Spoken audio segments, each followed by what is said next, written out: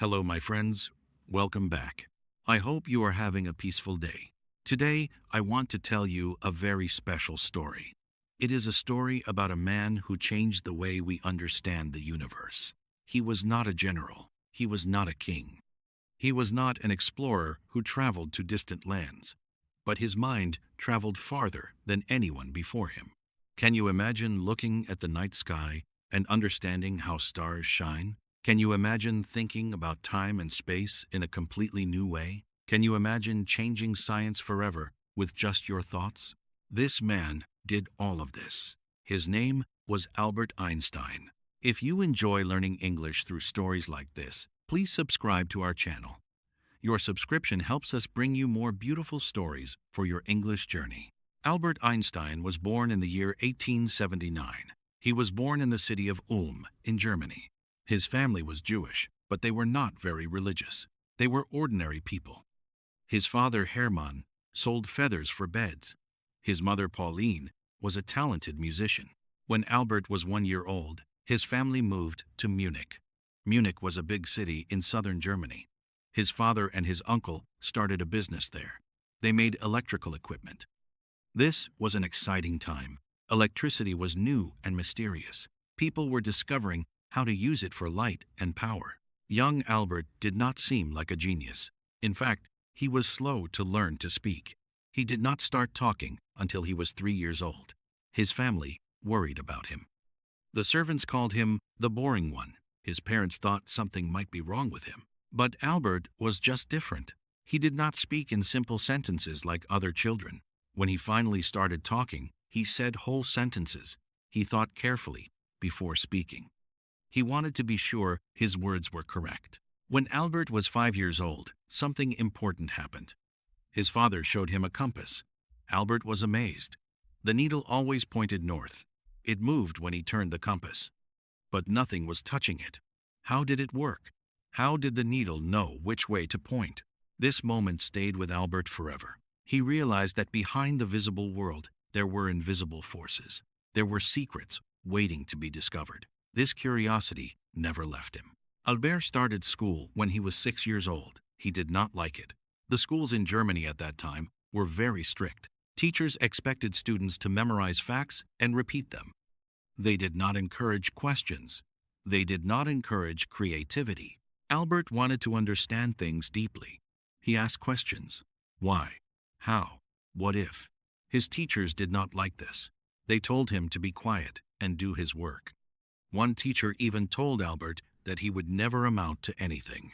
Outside of school, Albert discovered something wonderful.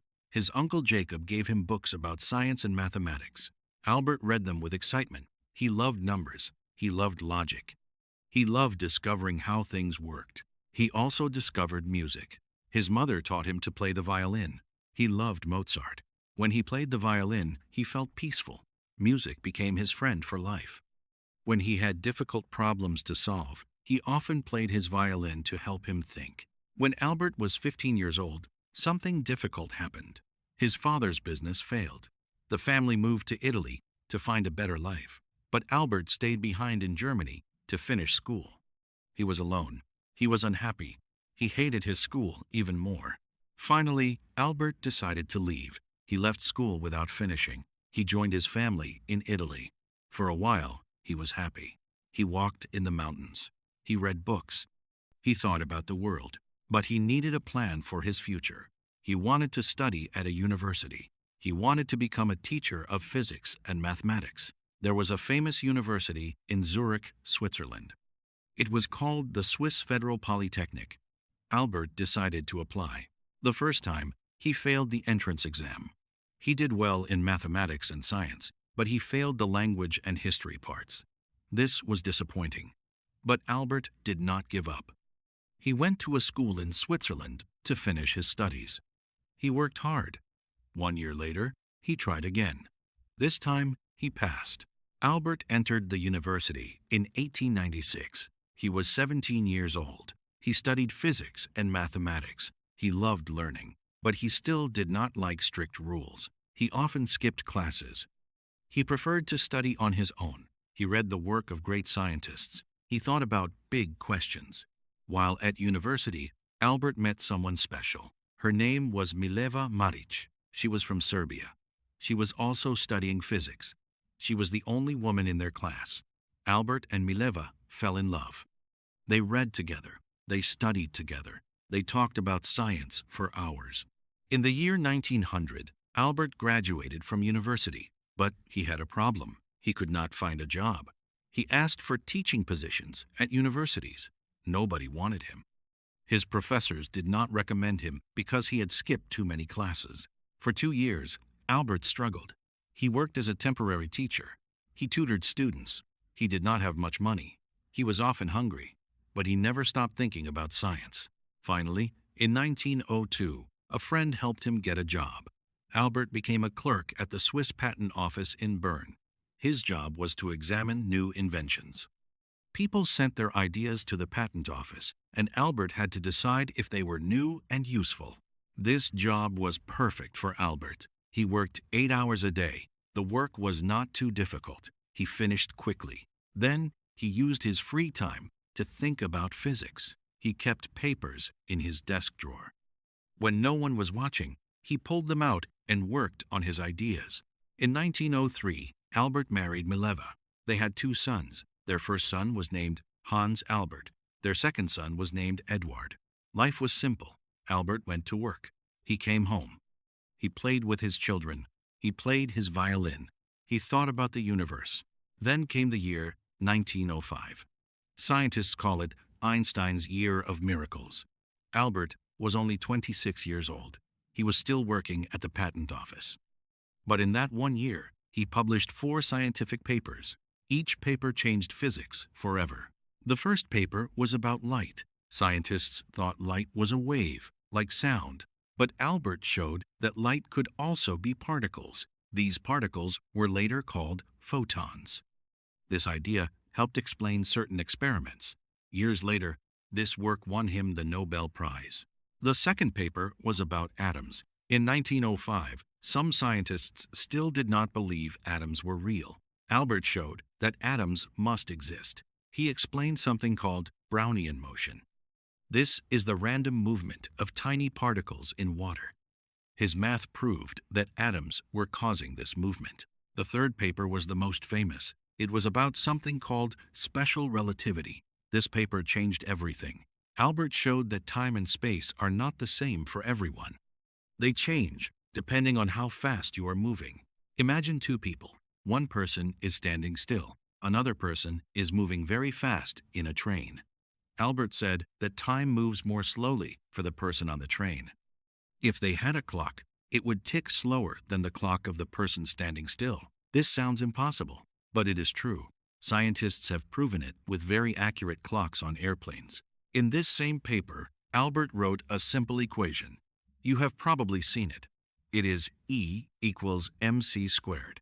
This equation means that energy and mass are the same thing. A tiny amount of mass can become a huge amount of energy. This idea later led to nuclear power and nuclear weapons. The fourth paper was about a second idea about relativity. This one connected space, time, and gravity. It was even more revolutionary. But it took Albert 10 more years to finish this idea completely. In 1905, nobody understood Albert's work. Most scientists ignored it. It was too new. It was too strange. But a few scientists saw that something important had happened. Slowly, Albert began to get attention. In 1909, Albert finally got a teaching job at the University of Zurich. He was 30 years old. He was no longer a poor patent clerk. He became a professor. He moved to different universities. He taught in Prague. He taught in Zurich again. Finally, in 1914, he moved to Berlin. He became a professor at the University of Berlin. He also became the director of a famous research institute. Berlin was the center of science in Germany. Albert was at the top of his field, but his personal life was not happy. His marriage to Mileva was falling apart. They separated. Mileva returned to Zurich with their sons. Albert was alone in Berlin, but he continued to work. He focused on his big idea. He wanted to understand gravity completely. For 10 years, he had been thinking about this. Finally, in 1915, he finished his theory. It was called the General Theory of Relativity. This theory was even more amazing than his 1905 work. Albert said that gravity is not a force, it is something else. He said that space and time are like a fabric. Heavy objects, like the sun and planets, bend this fabric. They create curves. Other objects follow these curves. This is what we call gravity. Imagine a large rubber sheet. It is flat and smooth. Now put a heavy ball in the middle. The sheet bends. The ball makes a curve. Now roll a small marble near the ball. The marble follows the curve. It moves toward the ball. This is like gravity. The heavy object bends space. Smaller objects follow the curves. This theory made predictions. One prediction was about light. Albert said that light from distant stars would bend when it passed near the sun. The sun's gravity would curve the path of light. This was a bold idea. Light had no mass. How could gravity affect it? In 1919, scientists had a chance to test this idea. There was a solar eclipse. During an eclipse, the moon blocks the sun's light. Scientists could see stars near the sun. They took photographs. They compared them to photographs taken at night. The stars appeared in slightly different positions. Their light had bent as it passed the sun. Albert was right. When the news was announced, Albert became famous overnight. Newspapers all over the world wrote about him. He was suddenly a celebrity. People who did not understand his work still loved him. He looked like a friendly grandfather. He had wild white hair.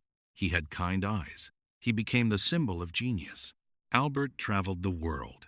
He gave lectures. He met important people. He talked about science. He also talked about peace. He had seen the First World War. He hated war. He believed countries should work together, not fight. In 1921, Albert received the Nobel Prize in Physics. But, interestingly, he did not get it for relativity. The Nobel Committee was not sure about relativity. It was still too strange. They gave him the prize for his 1905 work on light. Albert accepted the prize. He gave the money to Mileva and his sons. In 1933, something terrible happened in Germany. Adolf Hitler and the Nazi Party came to power. They blamed Jewish people for Germany's problems. Albert was Jewish. He was also famous. He was a target. Albert was visiting the United States when Hitler became chancellor. He decided not to return to Germany. He could not go back. It was too dangerous. The Nazis burned his books. They took his property. They put a price on his head. They said he was an enemy of Germany. Albert found a new home. He went to Princeton, New Jersey. He joined a famous research institute called the Institute for Advanced Study. He lived in a simple house on Mercer Street. He walked to work every day. He continued to think about physics. In Princeton, Albert tried to find a bigger theory. He wanted to unite all the forces of nature into one single theory. He called this the unified field theory. He worked on it for 30 years. He never succeeded. Scientists are still looking for this theory today. In 1939, another war began in Europe. This was the Second World War. Albert was very worried. He knew that scientists in Germany were working on nuclear weapons. They had read his equation E equals mc squared. They knew that a tiny amount of mass could become a huge explosion. Albert wrote a letter to the President of the United States, Franklin Roosevelt. He warned him about the danger. He suggested that America should build an atomic bomb before Germany did. This letter started the Manhattan Project. This was the secret American program to build the bomb. Later, Albert regretted this letter. When the United States dropped atomic bombs on Japan in 1945, Albert was deeply saddened. He saw the terrible destruction. He wished he had never signed that letter. He spent the rest of his life speaking out against nuclear weapons. He wanted peace. He wanted countries to work together. After the war, Albert continued to work and speak. He supported many causes. He supported civil rights. He was friends with W.E.B. Du Bois, a famous black leader. He spoke out against racism. When a famous black singer named Marian Anderson was not allowed to sing in a hotel, Albert invited her to sing at his university. Albert also supported the creation of Israel. When Israel became a country in 1948, its leaders asked Albert to become president. They wanted him to be their second president. Albert refused. He was a scientist, not a politician. He said, "I am not the right person for that." In his last years, Albert continued to search for his unified theory. He worked in his office at Princeton. He walked home for lunch. He played his violin. He talked with friends and neighbors. He was simple and kind. He always had time for children who asked him questions. On the 17th of April, 1955, Albert was working on a speech. He was going to talk about peace on television. That night, he became very sick. He went to the hospital. The next morning, the 18th of April, 1955, Albert Einstein died. He was 76 years old. He did not want a grand funeral. He did not want people to worship his body. He asked that his body be cremated. His ashes were scattered in a secret place, but his brain was saved for science. Scientists wanted to study it. They wanted to know what made him so smart. Why do we still remember Albert Einstein after so many years? Because he changed how we see the universe. Before Einstein, scientists thought time and space were simple and fixed. After Einstein, we know they are strange and wonderful. Time can stretch. Space can bend. The universe is much more mysterious than anyone imagined, because he showed us the power of imagination. Einstein once said, "Imagination is more important than knowledge. Knowledge tells you what is known. Imagination lets you discover what is unknown." Einstein imagined riding on a beam of light. He imagined falling in an elevator. These imaginations led to his greatest discoveries, because he showed us that genius can be simple. He wore old sweaters. He did not care about fancy clothes. He laughed easily. He stuck out his tongue at photographers. He was not proud or difficult. He was curious like a child until the end of his life, because he showed us that science and humanity belong together. He did not just think about equations. He thought about peace. He thought about justice. He thought about how to make the world better. He used his fame to help others, because he never stopped asking questions. When he was a child, he wondered about a compass. When he was old, he wondered about the universe. His mind never stopped traveling. His curiosity never ended. Albert Einstein once wrote, "The important thing is not to stop questioning. Curiosity has its own reason for existing." One cannot help but be in awe when one contemplates the mysteries of eternity, of life, of the marvelous structure of reality. Today, when we learn English, we are doing something similar. We are asking questions. We are exploring new ideas. We are opening our minds to different ways of thinking. Every new word is like a new discovery. Every sentence we understand is like solving a small mystery. Just like Einstein's imagination took him to places no one had been before, our imagination can take us to new worlds through language. We can read books written in English. We can watch movies. We can talk to people from different countries. We can learn about their ideas and their lives. Thank you for listening to this story today. I hope you enjoyed learning about the amazing life of Albert Einstein. I hope it helped you with your English. If you liked this story, please give it a like. If you want to hear more stories about great people from history, please subscribe to our channel. Your support helps us create more content for your English learning journey. And if you have ideas for other stories you want to hear, please leave a comment below. I would love to know which stories help you learn best. Until next time, my friends, keep learning, keep wondering, and never stop asking questions. The universe is full of mysteries, and every new word brings you closer to understanding them. Goodbye for now.